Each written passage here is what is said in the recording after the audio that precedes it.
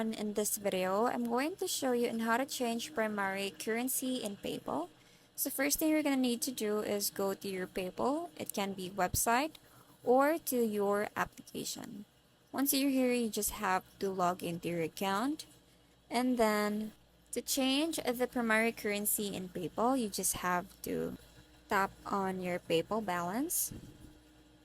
And then from here, just scroll to the bottom and then you will see this option right here to add a currency. So we'll tap on this one to add a currency.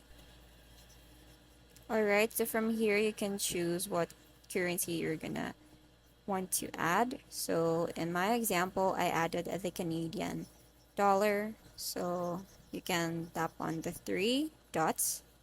Let's say for example you want to add this as the primary, so tap on the three dots and then tap on make primary.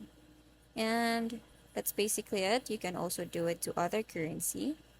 And that's it. I hope you find this video helpful. Thank you for watching and I'll see you in the next one. Bye!